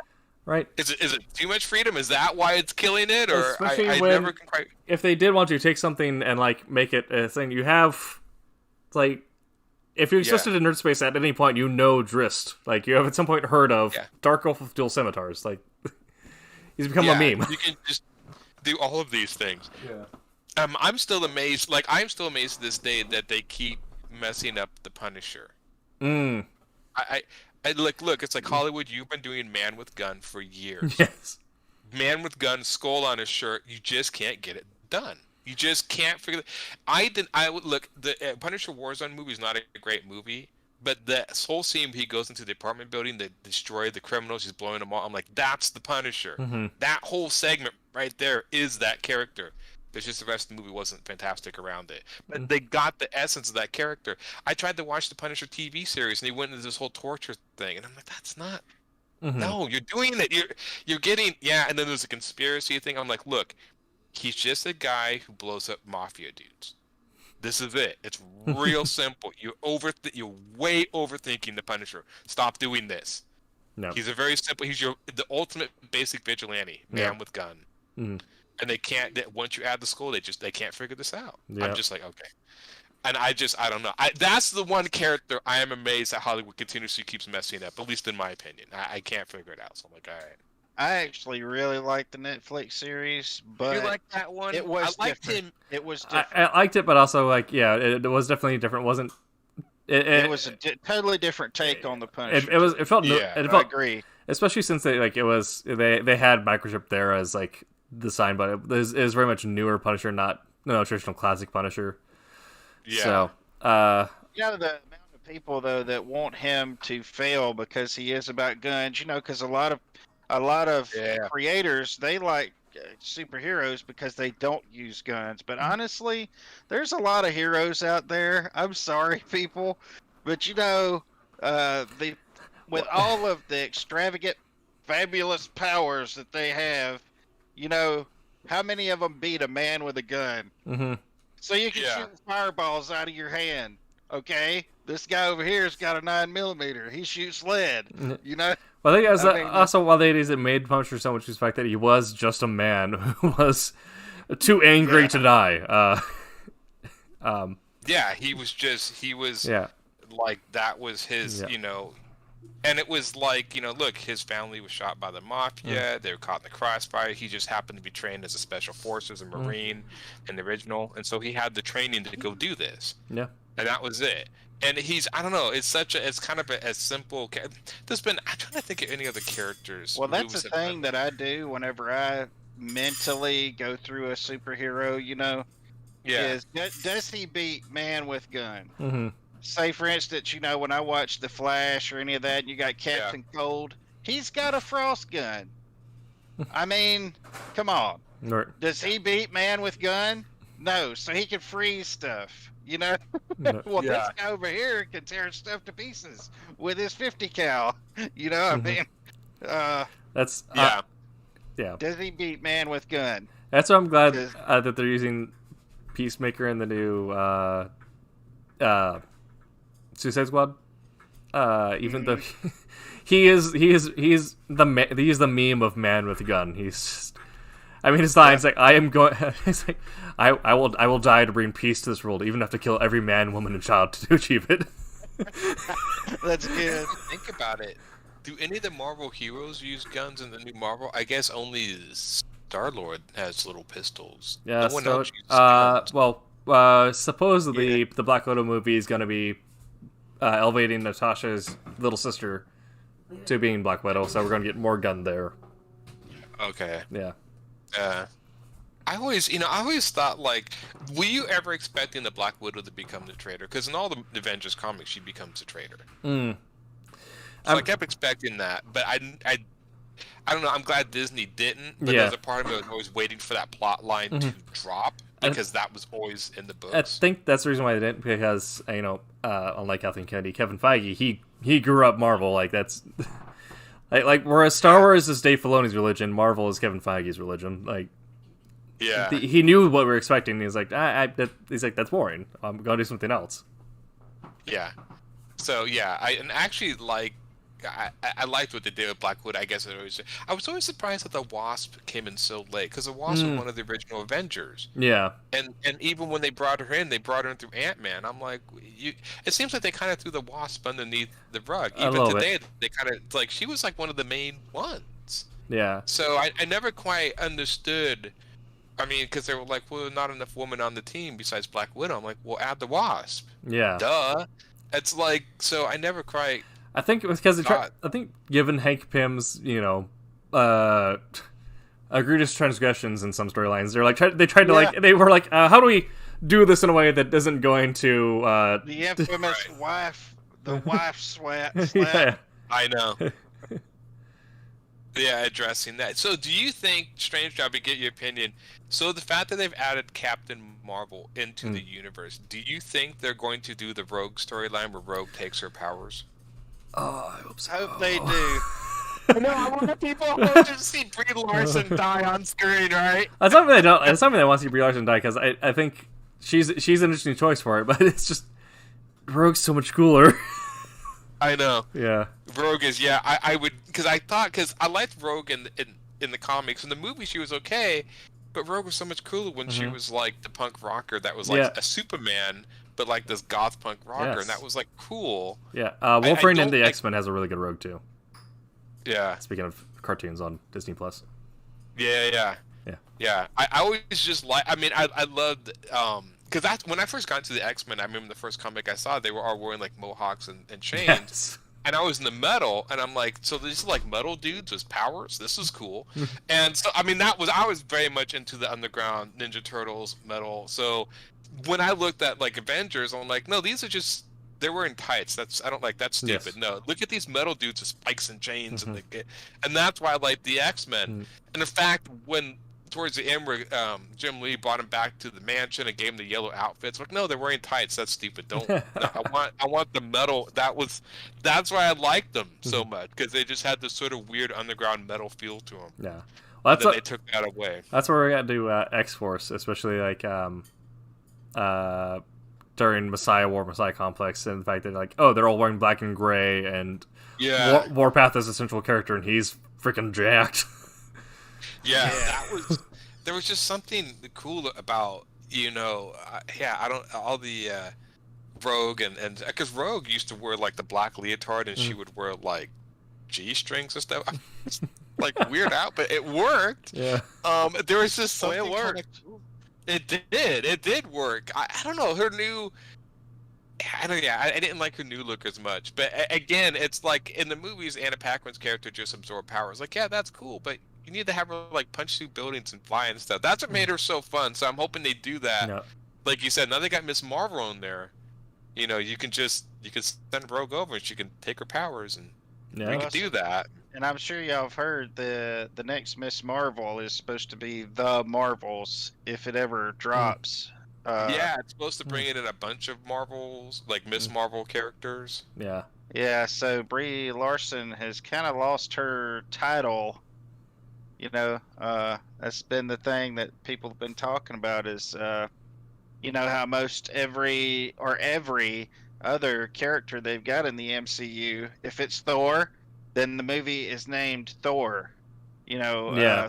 plus but this time, her sequel is the Marvels, no longer, Miss Marvel.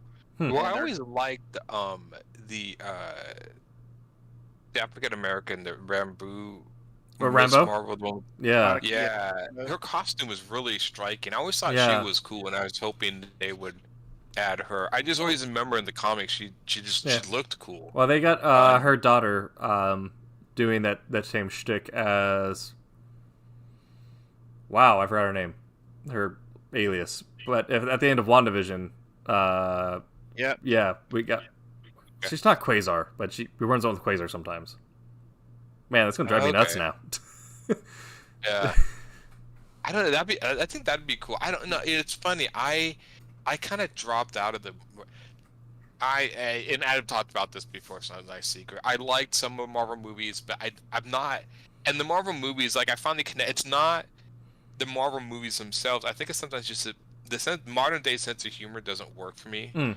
I'm a very dry sense of humor, so a lot of the Avengers sense of humor just doesn't do anything. It's when they're constantly making jokes. Instead of me getting excited, I'm getting bored. Sure. I wish that wasn't the case, but it's like I don't find your jokes funny, but the action's cool, Yeah. I guess. Yeah. I can No. dig it, but yeah, it is a slightly different sense of humor. If anyone follows my Instagram, I'm very much into absurdist humor. Yeah. My stories are a lot of clickhole and random stuff.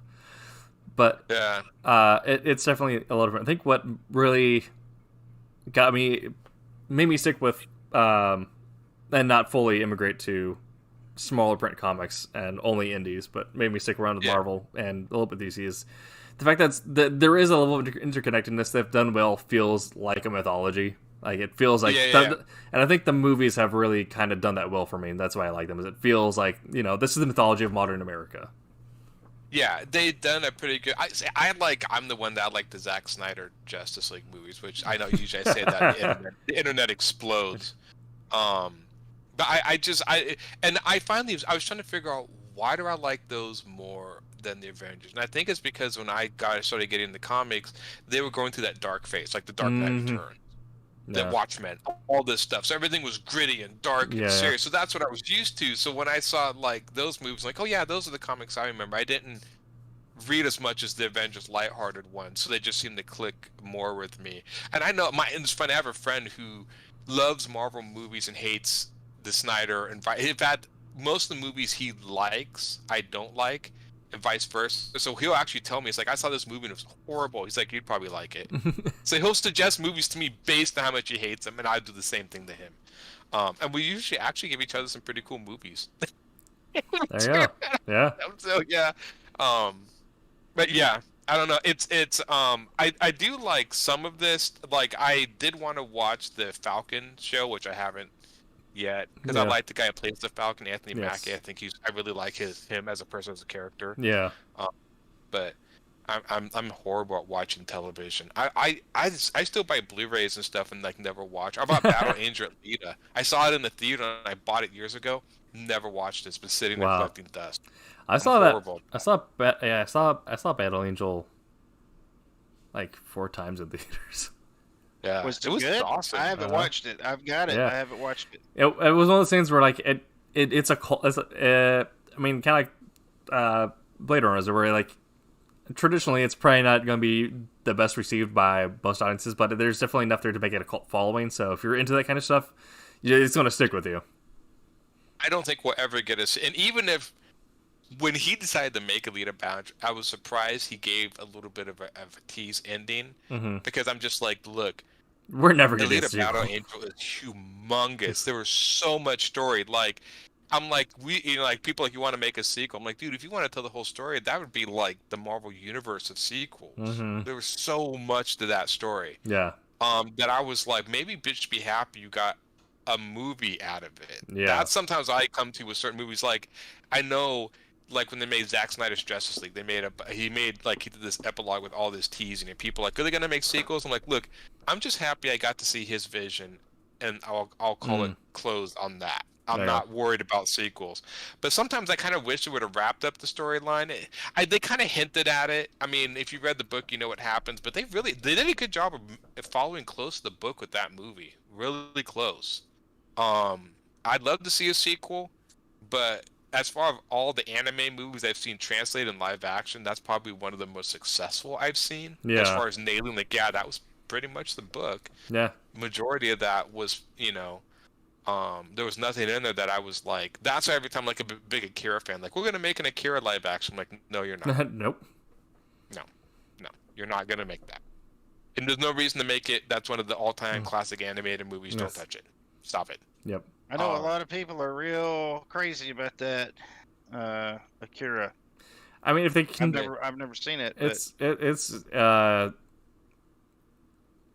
I mean, it's one of the things where if the most modern take to it would be like the Red Line movie, where if you just kind of stumble upon it, you're like, oh, this is the greatest thing ever, and you never leave it, even though it. Red Line is a cool movie. Yeah. It gets the same thing where there's enough there where to develop that cult following where even if it's not most suited for traditional audiences, if that's your thing, it's the best encapsulation of that thing. And you may not like Akira if you see it. The one thing I will say, if you haven't seen Akira, the fact that the entire movie is animated as well as it is, and it was literally all done by hand, still shows the achievement of Marvel. Oh yeah. I mean, there was no Disney cannot top what these people did. The animation, and it's still so well animated that there's nothing I feel that's come out yet that's topped it. I mean, like the amount of stuff that moves and the way they do, it's just like it's unreal.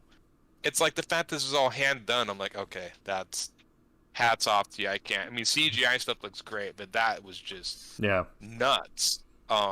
The fact that he was able to do that, because I was watching the making of it, and it's like, yeah, it was just meticulous detail and work to get that done. Yeah, I'm trying to think of any other movie that comes close as just like that benchmark, and it almost is kind of a stupid benchmark for 2D animation. It's like, can you outdo Akira? I'm like, I don't know, man. Right. So, yeah. Well, around here, people, I have to, like, whatever I watch has to be something that my whole family will be cool with watching. Yeah. So, other stuff I have to stream while I'm doing stuff like this, or stream while I'm working and kind of listen to it. And there's some things I just don't want to watch for the first time that way. Yeah. Like some of the movies we've been talking about that I've got on my list. Same here. I don't want my first impression to be me looking at this screen, not sitting down watching it, Yeah. I have movies. There's been movies. I think that's strange enough why I haven't watched a lot of the Disney stuff, because I just I don't have time to watch it. I don't want to. I feel like if I'm not watching it, I'm gonna be missing half of it if they're doing action. I'll look up and be like, I don't know what's going on. Yeah. Mandalorian was great, and I do want to watch the sequel. I'll just see, that's another one I wouldn't watch. I actually watched that after everybody went to bed, and on days that I decided that I wasn't going to do this, I was just going to kind of take a break. Yeah. And that's what I did with that one. And it took me a little more time than most people to get through it, but man, it was really worth it. Yeah. That was one of them. Yeah. And so, yeah, there's been a few movies. Akira, I saw it. I mean, I grew up as a kid. That was like, I had a friend whose brother was into Akira, and I went over to his house, and they were watching this bootleg of it, and I'd never seen anything like it. I just this just blew my mind, and so I had to go buy the video just because, again, it was in the cartoons, and this is like the coolest cartoon I'd ever seen. And for years watching Akira, I really never knew much about what was going on, just it looked cool. And the red motorcycle is iconic, Kaneda's motorcycle. It wasn't until years later that I started being, okay, now I figure out what's going on. But as a kid, I never knew. I just knew that motorcycle was badass, dude, and all that stuff. Oh, I like, even though it still needs some love, it needs some fixing. But Cyberpunk 77, the fact that one of the motorcycles you can get is the Akira motorcycle, it just I made me so happy. They're putting that back on the PlayStation. They said they're going to be fixing bugs. I don't know if it's still... The roadmap for the next year, they changed it just to be fixes, which, I mean, good. The game should have been delayed probably another year at this point. But publishers are going to be publishers and demand they rush out a product. But yeah, it'll be interesting to see once it gets re-released as, ideally a finished game. Yeah, I never played it because of all the bugs, and I was kind of bummed. I was actually kind of looking forward to that new Dungeons & Dragons game that came out, Dark Alliance. Yeah, I played Dark Alliance with friends, and everybody said it's just not even worth. I'm like, unfortunately, yeah. I opened up my YouTube the day of release. The first thing I saw was a recommended video saying Dungeons & Dragons Dark Alliance is a steaming pile. I'm like, oh no. Yeah. They don't get many of these 4-player dungeon crawlers, which are super fun, like the Gauntlet type ones. But yeah, I don't know. I heard some. Is it on Game Pass? Do you know? I keep hearing people say it's on there. Yeah. If it's on Game Pass and it's free to download, I might just download it. Whatever. I mean, Divinity. Oh my gosh, Divinity 2. Was still kind of what I think of modern dungeon crawlers, the bar for what they should look like. Yeah. Yeah, so I know my friend wanted to play out. Did you ever play the Outriders game? I have not. What I've heard that I should because I'm into Destiny and it's that same sort of looter thing. Yeah, I played a little bit. It was kind of fun. It was made by the guys who made Bulletstorm. Yes, which is really fun. Bulletstorm. So yeah, I was kind of bummed. I was kind of hoping that I kind of had a feeling that D&D 1 wasn't going to be good, but again, there's always that little part of me. It's like, yeah, but they're gonna. No, they didn't. Yeah. Oh well, maybe they fix it or something. Then it'll be better or whatever. But as of right now, it's not good. Oh well. The last game I think I played besides ESO, I was playing Elder Scrolls Online, and the only reason why I try to stay away from MMOs just because that's like your life. They take so much time. Yeah, they're definitely. But a friend of mine got me into it, and then he left, and I was still there. Yep. I was still there 2 years later. Hold in the bag. Yeah. Yeah, but the last one that I played, nothing like any of the ones y'all mentioned. It's Ghost Recon Breakpoint. Yes. Oh, yes. That game has been through all kinds of changes. Holy moly. They have done so many changes with that game. But the last time I played it, it's been several months now. They did a huge update and they took away, you can play it with the leveling weapons and stuff like that, or you can not play with that stuff. But that was a really good game. I liked Wildlands as well. There was some issues with it and stuff, but I'm not a stickler like a lot of people. As far as how people talk about loading issues and load pops and frames going down.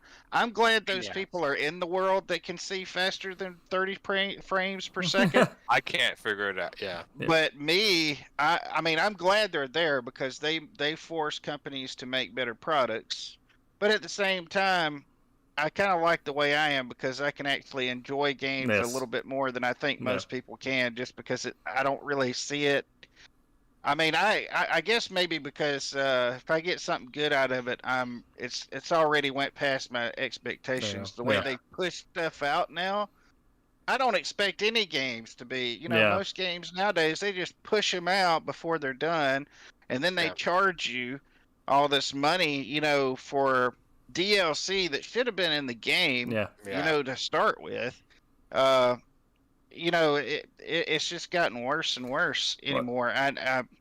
So I really have to say that since I've not been gaming as much and I've been doing more art, I've lost a lot less sleep because I tell you, I would really get upset about stuff they would do with games, and I'm glad I wasn't really around for the Cyberpunk game. Oh yeah. Yeah. I mean, that's That it. I never got. And I always liked the really weird. I always liked, even in PlayStation, I always liked the weird games. Any game that was attempting to try something new, Mhm. something I'd never seen before, that's the game I would gravitate. Even if the game was bad, technically. Like, I remember when the original PlayStation 4 Lair came out. Everyone hated the dragon game. I thought it was fun that you could fly with the dragon with the controller. And once I kind of got it down, I was like, oh, this is kind of fun or whatever. Okay. So I was not, I'm like, as long as I'm having some sort of amount of fun, I don't care what people say. Like Sure. this, I'm like, okay, you can, I'm just going to fly with my little dragon Yeah. and do, and there was another game in Dark Sector where the same thing, you threw like this glaive, this like spinning, and you could control it. And I had so yeah. much fun cutting people's heads off and stuff with Yeah. that. I was like, I didn't care. But the frames per second, I can't see it. I mean, I know people say it's a 60 frames a second. I know it's smoother. I can feel a little bit now. I got an Xbox One S, and so there's a few games I'm starting to feel a little bit of like that smoothness. But again, you're talking to somebody who grew up with the 8-bit stuff. I mean, I was used to stuff like blinking and reappearing in frames off screen. So I mean, 60 frames a second. It's like, no, my eyes have adapted, to Yeah. that. So is there still a shortage on the PS5? I mean, I think just so. really have not Yeah. been in it for They a said while. Biden actually said that a few months ago there's been a chip shortage. Now I don't know. Yeah. I think there's a chip shortage because of the lack of workers in factories due to COVID. I think that's what it was. Yeah. So GPUs right now are stupid expensive if you're getting a graphics card for your PC. Yeah. Yeah, so that's kind of what's affecting the PlayStation 5. It's not the fact that they just can't get it done. They're not able to get the components to make it. So yeah, it's still pretty rare. My friend Froze got up one. for me. Yeah. Oh, Quentin froze for us. I can still see Aaron. Yep. Okay. Well, Won't come back. We won't come back, but it is. Oh no, Quentin's dead. Quentin has died, and it is actually 10 p.m. on left coast to best coast. This has been your Unnamed Tuesday show. Figured now's about as good time as any to call it an end, since one of us has since departed for the ether. Aaron, He's trying to come back. he's trying to come back. Yeah, I don't know if he will, but we'll see how this goes. Yeah, he has until the end of our outros. Aaron, who are you? Where can people find you? What you got coming up?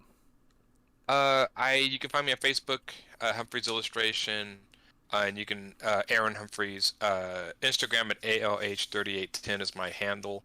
Webtoons I post in Goblins. I've literally caught up to the newest episode of Goblins, so it might be kind of longer than intervals, but I'll get it posted. It's pretty much generally where you can find me. I don't do the Twitter that much. I don't do TikTok yet. I'm so absent-minded with social media that I have a hard enough time keeping up with Facebook and Instagram. Adding more, I don't know if it'd be worth it. I don't think you'd find much from me posting on there. That's fair. So, but yeah, that's where you can find me. And then as far as stuff coming up, I know the Obsoletes is eventually coming up. Hopefully towards the end of the year, we'll see more on that.